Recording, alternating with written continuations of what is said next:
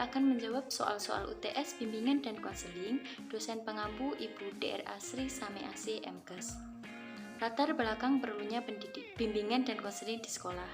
Adanya bimbingan dan konseling di sekolah dilatar belakangi oleh permasalahan yang biasanya muncul di ruang lingkup peserta didik, seperti tuntutan dalam dunia pendidikan, masalah keluarga, kebingungan akan passion, lingkungan bermain, lingkungan masyarakat, bahkan dunia maya. Oleh karena itu, pemberian nasihat dan tuntunan di jalan yang benar sangat diperlukan oleh peserta didik. Adanya bimbingan konseling diharapkan mampu memberikan pengarahan kepada peserta didik untuk menuntun jalan yang lebih baik.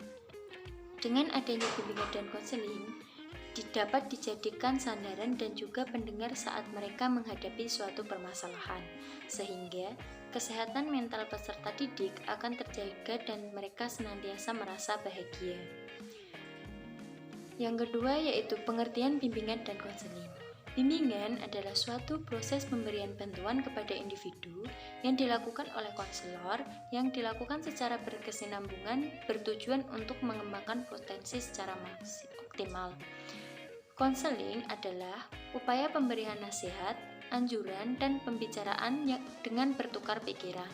Jadi, bimbingan dan konseling adalah suatu layanan bantuan yang dilakukan konselor kepada peserta didik atau klien agar dapat memahami dirinya sendiri, mengambil keputusan, memahami dan dapat mengembangkan potensi yang dimilikinya, dan bertanggung jawab atas setiap keputusan yang diambilnya. Adapun persamaan dan perbedaan bimbingan dan konseling. Persamaan bimbingan dan konseling meliputi yang pertama, bimbingan dan konseling sama-sama sebagai proses pemberian bantuan kepada individu dalam menghadapi suatu permasalahan. Yang kedua, dalam programnya, bimbingan dan konseling sama-sama menemukan tingkah laku dan pribadi yang berbeda-beda dalam diri individu. Yang ketiga, bimbingan dan konseling sama-sama memiliki tujuan yaitu mengembangkan kepribadian, menuntun dan memandirikan individu. Yang keempat, bimbingan dan konseling sama-sama membantu siapa saja tanpa memandang jenis kelamin, suku, ras, dan agamanya. Selanjutnya, perbedaan bimbingan dan konseling. Dilihat dari segi kegiatannya, bimbingan cenderung pada pemberian informasi dan pencegahan terhadap suatu permasalahan. Sedangkan konseling adalah bantuan tatap muka untuk mengatasi suatu permasalahan. Dilihat dari segi tenaganya, bimbingan dapat diberikan oleh guru, orang tua, atau orang dewasa, sedangkan konseling diberikan oleh tenaga khusus yang memiliki keahlian dalam bidang konseling dan tidak bisa diberikan oleh sembarangan orang. Bimbingan dan konseling mengarah pada pemberian bantuan kepada individu untuk membantu mencegah atau menghindari permasalahan, sedangkan konseling merupakan bentuk hubungan antara konselor dengan klien untuk membantu dalam menghadapi suatu permasalahan secara langsung. Selanjutnya yaitu mengapa guru membimbing. Guru membimbing yaitu hal ini dikarenakan dalam kedudukannya sebagai personel pelaksanaan proses pembelajaran di sekolah, guru memiliki posisi yang strategis untuk mengambil bagian dalam penyelenggaraan program bimbingan dan konseling di sekolah. Hal ini dapat dijadikan alasan dasar mengapa guru membimbing. Soal selanjutnya yaitu urgensi bimbingan dan konseling. Meliputi yang pertama, upaya memfasilitasi peserta didik agar mampu mengembangkan potensi diri dan mencapai tugas perkembangannya. Yang kedua, proses perkembangan peserta didik tidak selalu berjalan dengan mulus, searah dengan potensi, harapan, dan nilai yang dianut. Yang ketiga, perkembangan siswa dipengaruhi oleh lingkungan yang selalu menuju perubahan. Yang keempat, perlunya bimbingan pada peserta didik apabila perubahan lingkungan membawa mereka ke arah penyimpangan. Yang kelima, bimbingan dan konseling dapat membantu peserta didik dalam mengembangkan potensinya dan memfasilitasi mereka untuk mencapai kompetensi kemandirian. Yang keenam, bimbingan dan konseling merupakan bagian dari integral dari proses pendidikan. Adapun kedudukan bimbingan dan konseling, yaitu yang pertama, memiliki tanggung jawab terhadap keseluruhan pelaksanaan layanan konseling di sekolah. Yang kedua, mengumpulkan, menyusun, mengelola, menafsirkan data yang dapat digunakan oleh semua staf bimbingan dan konseling di sekolah. Yang ketiga, memilih dan menggunakan sebagai instrumen psikologis untuk memperoleh berbagai informasi tentang bakat khusus, minat, kepribadian, dan inteligensi untuk peserta didik. Yang keempat, melaksanakan bimbingan kelompok maupun individual. Yang kelima, mengumpulkan, menyusun, dan mempergunakan informasi tentang berbagai permasalahan pendidikan, pekerjaan, jabatan, atau karir yang dibutuhkan oleh guru dalam proses pembelajaran. Yang keenam, menerima tuntutan atau layanan orang tua, wali murid yang ingin mengadakan konsultasi tentang anak-anaknya. 3 wilayah atau bidang dalam penyelenggaraan pendidikan formal meliputi: yang pertama, wilayah manajemen dan kepemimpinan. Berbagai fungsi berkenaan dengan tanggung jawab dan pengambilan kebijakan serta bentuk-bentuk kegiatan pengelolaan dan manajemen sekolah.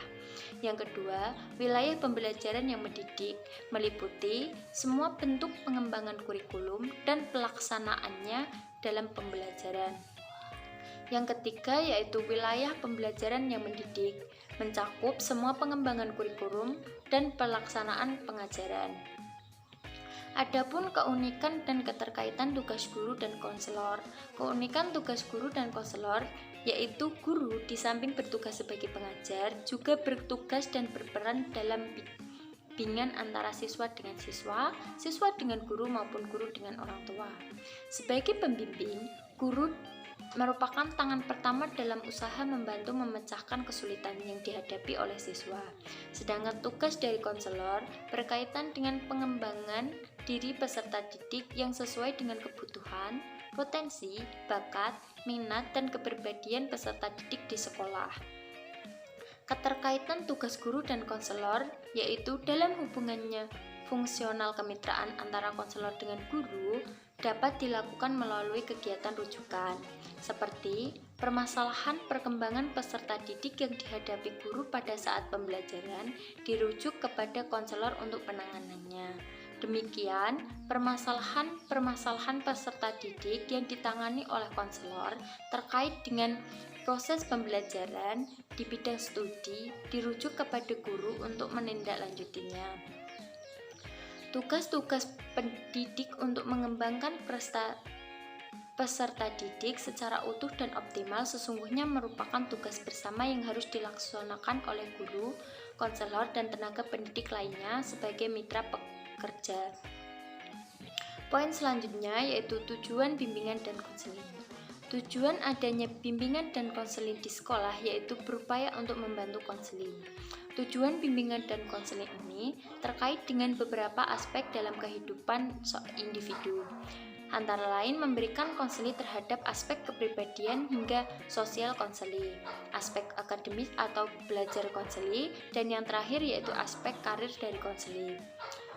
Adapun fungsi dari bimbingan dan konseling meliputi yang pertama fungsi pemahaman, yaitu membantu peserta didik agar memiliki pemahaman terhadap dirinya atau potensinya dan lingkungannya yang meliputi pendidikan, pekerjaan, dan norma agama. Yang kedua yaitu fungsi pencegahan. Fungsi pencegahan yaitu upaya konselor untuk senantiasa mengantisipasi berbagai permasalahan yang mungkin terjadi dan berupaya untuk mencegahnya supaya tidak dialami oleh peserta didik. Yang ketiga yaitu fungsi perbaikan. Fungsi ini berkaitan erat dengan upaya pemberian bantuan kepada peserta didik yang telah mengalami permasalahan, baik menyangkut aspek pribadi, sosial, belajar maupun karir. Yang keempat yaitu fungsi penyaluran. Fungsi bimbingan dalam membantu individu memilih kegiatan ekstrakurikuler, jurusan atau program studi dan memantapkan penguasaan karir atau jabatan sesuai dengan minat, bakat, keahlian, dan ciri-ciri kepribadian lainnya. Yang kelima, fungsi adaptasi, yaitu fungsi yang membantu para pelaksanaan pendidikan khususnya konselor, guru atau dosen untuk mengadaptasikan program pendidikan terhadap latar belakang pendidikan, minat, kemampuan, dan kebutuhan individu. Yang keenam yaitu fungsi penyesuaian. Fungsi ini yaitu bimbingan dalam membantu individu agar dapat menyesuaikan diri secara dinamis dan konstruktif terhadap program pendidikan, peraturan sekolah, atau norma agama. Fungsi pengembangan yaitu konselor senantiasa berupaya untuk menciptakan lingkungan belajar yang kondusif. Selain itu, memfasilitasi perkembangan peserta didik. Selanjutnya yaitu orientasi bimbingan dan konseling. Orientasi bimbingan dan konseling merupakan pusat perhatian seorang konselor terhadap pasiennya saat proses pelayanan konseling. Terdapat 3 orientasi utama dalam bimbingan dan konseling, diantaranya yang pertama, orientasi perseorangan atau orientasi individual adalah bentuk layanan konseling yang fokus pelayanan konselornya merupakan setiap individu yang ada. Yang kedua, orientasi perkembangan merupakan bentuk layanan bimbingan konseling yang fokus pelayanan konselornya adalah kepentingan perkembangan yang ada dalam individu. Yang ketiga yaitu orientasi permasalahan adalah bentuk layanan konseling yang mencegah pengentasan permasalahan agar individu dapat terhindar dari beban di dalam dirinya. Selanjutnya yaitu asas-asas bimbingan dan konseling. Asas-asas bimbingan dan konseling meliputi yang pertama, asas kerahasiaan, yaitu suatu yang dibicarakan antara klien dan konselor tidak boleh disampaikan atau tidak boleh diketahui oleh orang lain. Yang kedua, asas kesukarelaan, yaitu dalam pelaksanaan pelayanan bimbingan dan konseling tidak adanya paksaan sama lain. Yang ketiga, asas keterbukaan, yaitu pelaksanaan bimbingan dan konseling sangat diperlukan suasana keterbukaan, baik keterbukaan dari diri konselor maupun keterbukaan dari diri klien. Yang keempat, asas kegiatan. Seorang konselor hendaknya membangkitkan semangat klien sehingga klien mampu dan mau melaksanakan kegiatan yang diperlukan dalam menyelesaikan masalah yang dihadapinya. Yang kelima yaitu asas kemandirian. Asas kemandirian bertujuan memberikan layanan bimbingan dan konseling agar konselor berupaya menghidupkan kemandirian di dalam diri konseling. Yang keenam, asas kekinian, yaitu asas bimbingan yang mengkehendaki agar objek sasaran layanan BK ialah permasalahan peserta didik dalam kondisi masa sekarang. Yang ketujuh, asas kedinamisan. Usaha bimbingan dan konseling menghendaki terjadinya perubahan pada diri klien, yaitu perubahan tingkah laku ke arah yang lebih baik. Yang kedelapan, asas keterpaduan. Pelayanan bimbingan dan konseling menghendaki terjadinya keterpaduan berbagai aspek dalam individu yang dibimbing. Yang kesembilan, asas kenormatifan. Usaha bimbingan dan konseling tidak boleh bertentangan dengan norma-norma yang berlaku di masyarakat. Yang kesepuluh, asas keahlian. Untuk menjamin keberhasilan usaha bimbingan dan konseling, para pembimbing harus mendapatkan pendidikan dan latihan yang memadai. Yang ke-11 yaitu asas alih tangan. Maksudnya bahwa jika konselor sudah mengerahkan segenap kemampuannya untuk membantu individu, tetapi apabila individu yang bersangkutan belum dapat terbantu sesuai dengan yang dikehendakinya, maka konselor dapat mengirimkan individu tersebut kepada petugas atau badan yang lebih ahli. Yang ke-12 yaitu asas Tutwuri Handayani. Asas ini yaitu asas bimbingan dan konseling yang menghendaki agar pelayanan bimbingan dan konseling secara keseluruhan dapat menciptakan suasana yang mengayomi, memberikan rasa aman, mengembangkan keteladanan, memberikan rangsangan, dan juga memberikan dorongan serta kesempatan yang seluas-luasnya kepada klien untuk maju. Adapun prinsip-prinsip bimbingan dan konseling. Prinsip-prinsip bimbingan dan konseling terbagi menjadi 4, yaitu yang pertama, prinsip-prinsip yang berkenaan dengan saran pelayanan, meliputi bimbingan dan konseling melayani semua individu tanpa memandang umur, jenis kelamin, suku, agama, dan status sosial ekonomi. Bimbingan dan konseling berurusan dengan pribadi dan tingkah laku individu yang memperhatikan tahap-tahap atau berbagai aspek perkembangan individu, serta memberikan perhatian utama kepada perbedaan individu yang menjadi orientasi pokok pelayanan. Yang kedua yaitu prinsip yang berkenaan dengan permasalahan individu. Bimbingan dan konseling berurusan dengan hal-hal yang menyangkut pengaruh kondisi mental atau fisik individu terhadap penyesuaian dirinya di rumah maupun di sekolah, dan yang menjadi faktor timbulnya permasalahan pada diri individu adalah kesenjangan sosial, ekonomi, dan kebudayaan. Yang ketiga yaitu prinsip-prinsip yang berkenaan dengan program pelayanan bimbingan dan konseling. Bimbingan dan konseling merupakan bagian integral dari upaya pendidikan dan pengembangan individu.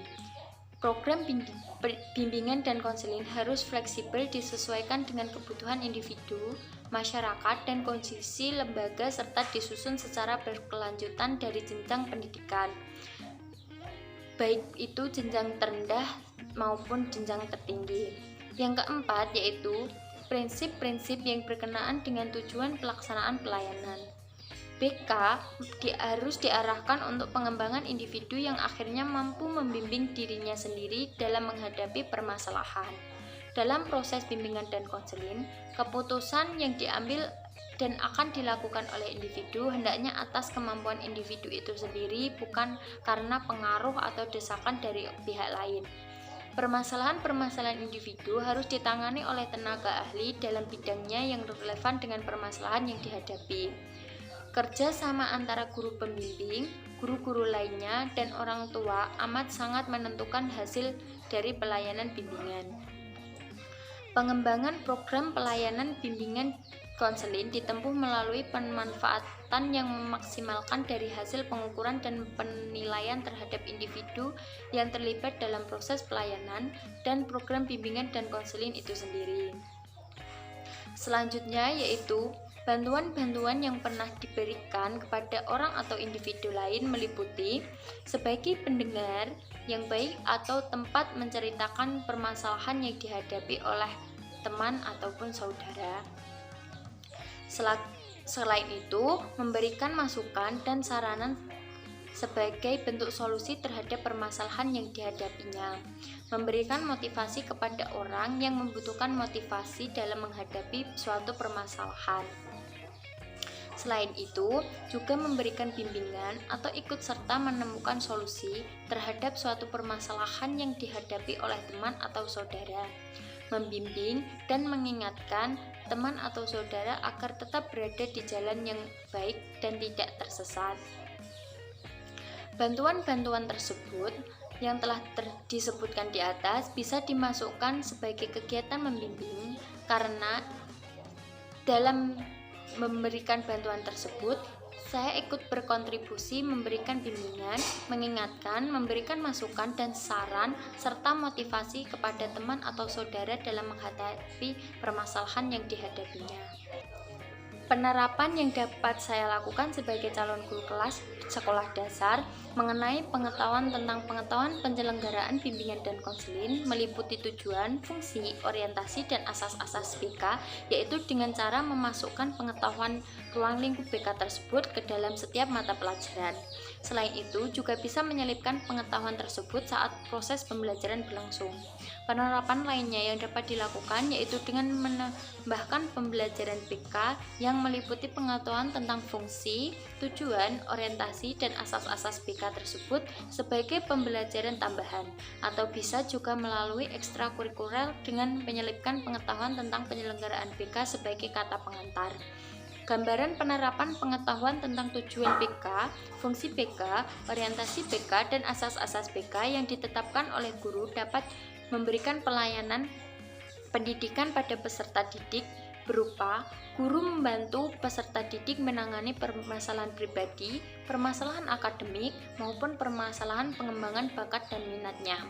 Dalam pemberian pelayanan bimbingan dan konseling, guru dapat memahami, mampu beradaptasi dan menyesuaikan dengan peserta didik, mencegah dan memperbaiki permasalahan yang dihadapi oleh peserta didik, menyalurkan dan mengembangkan potensinya.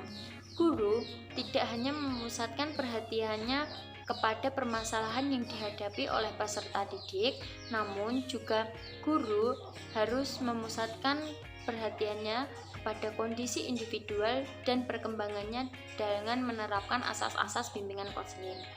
Contoh penerapan asas-asas bimbingan konseling salah satunya yaitu asas kerahasiaan. Guru menjaga kerapatan rahasia atau suatu hal yang dibicarakan peserta didik dengan tidak menceritakannya kepada orang lain. Selain itu, dalam asas keterbukaan, guru memberikan pancingan atau memberikan kenyamanan terlebih dahulu kepada peserta didik dengan guru mengawali membuka permasalahan sederhana antara guru dan peserta didik. Selain itu, guru dapat memberikan kepercayaan kepada peserta didik agar mau terbuka dengan guru. Sekian jawaban yang dapat saya sampaikan untuk menjawab pertanyaan UTS mata kuliah bimbingan dan konseling. Mohon maaf bila ada salah kata, jawaban, atau ucapan yang sekiranya kurang berkenan. Untuk mengakhiri video kali ini, saya mengucapkan terima kasih. Wassalamualaikum warahmatullahi wabarakatuh.